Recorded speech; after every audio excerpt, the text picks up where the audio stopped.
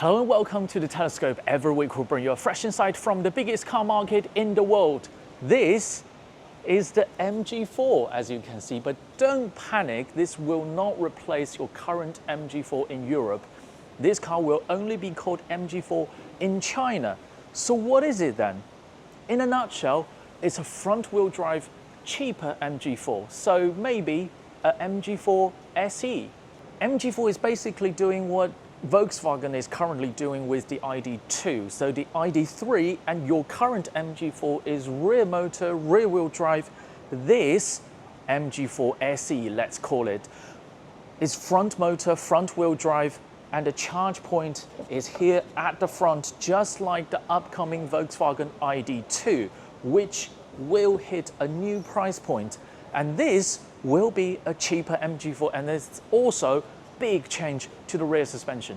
Instead of the full-on 5-link independent rear suspension in your current MG4, this is now on a much more basic torsion beam rear suspension. I should mention this is no different to what Volkswagen is currently going with the ID.2. So you might ask, why am I giving up a much more advanced rear suspension setup?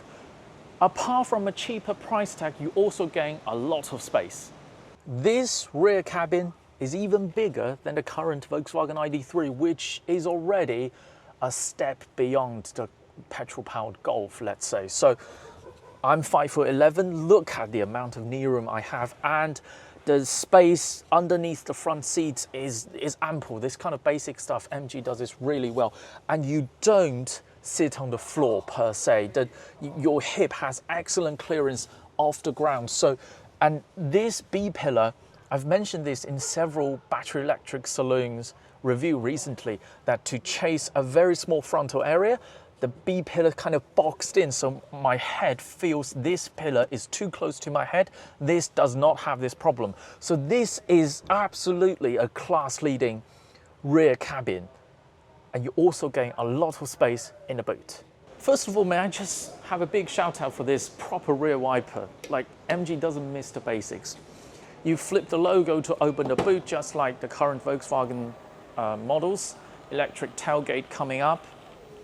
And this, above the floor, the most standard boot space is 375 or 373 litres, which is just about on par with the current ID.3, but because the torsion beam rear suspension and the lack of motor, you know, the rear motor is now at the front axle, there's nothing underneath. You gain a massive over 90 litre underfloor storage, and it's a very square shape, so it's really usable. So do you want to trade chassis performance for practicality? I guess everyone has a different answer. While I say this MG4 is a low-cost MG4 SE compared to the current MG4, I mainly mean that because of the chassis changes and this car being front-wheel drive. But here in the cabin, it's a massive step up compared to the current MG4. The color scheme, the color choices, material choices are so much, even younger looking than the current MG5. This is another step beyond that. And a big deal MG is pushing on this car is this car, despite it's going to be cheaper than the current MG4. Keep that in mind. I know it's quite unbelievable looking at this cabin, but look at this. A car that's going to be cheaper than the current MG4 will have an advanced infotainment setup that perfectly mirrors your phone. Look, this is an Oppo phone. This is an Android phone. Look at the latency. So this perfectly mirrors your phone, and this means every single app on your phone is going to be working seamlessly on this. So this, once and for all, solves the lack of applications in a car's infotainment.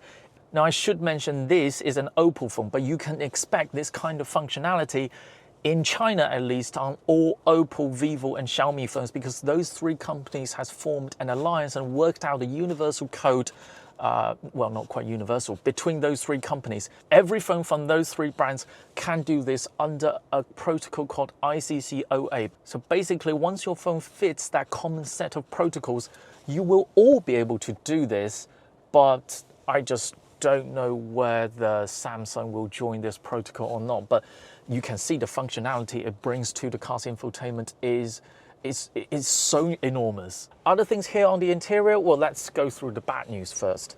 This is still the standard MG steering wheel, and it sticks out just about far enough for me, but for some reason this is now a two-way adjustable steering wheel. I mean, you can only pull it up and down and not backwards and forwards. I will say this is probably one of the best two-way adjustable steering wheels, because you can see it sticks out far enough, much further than other two-way adjustable steering wheels, but it works for me doesn't mean it will work for you. So losing that adjustability is a shame.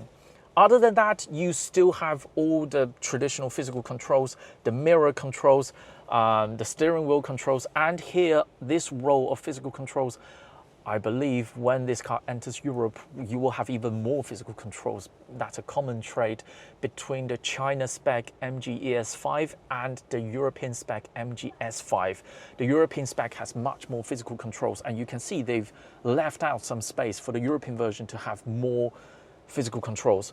Other things, this sun visor, they considered female owners of this car might want to fix their makeup on the fly. So you have 4500K interior lighting. I mean, I'm not the expert on that, and of course this car, MG, won't miss on the basics. This has an electronically powered sun blinder, and of course there is a physical control for this. Every other manufacturer should watch this, and if you want to sell good in Europe, just copy this. I'm talking about you, Leapmotor. Design-wise, this is Cyberster's design language imposed onto the MG4 hatchback. I think you will agree this is a slightly more friendly face. The current MG4 is all pointy and sharp, which is sharp, but I think this appeals to a wider audience. And may I just point out, the arrow-shaped rear light is so much more successful than the MG Cyberster. I was speaking to some MG people earlier, and I said my ideal MG4 is the current MG4, the rear motor 5-link independent rear suspension MG4 with all of the updates on the interior of this car. And they say if they do that, it won't be able to hit the price point that this car is supposed to hit. I can clearly see that this car is trying to it's trying to come up against the BYD Dolphin seriously in China. And I think this car is superior than the BYD Dolphin in every way, apart from the rear suspension, because ironically, the BYD Dolphin has moved to an independent rear suspension. Other competitions, an obvious competitor for this is the Leapmotor B05. I've talked to you about that car, is even bigger than this, has a 3-link independent rear suspension, and its rear-wheel drive should have even more space than this. And the B05 car from the current spy shots doesn't have a rear wiper.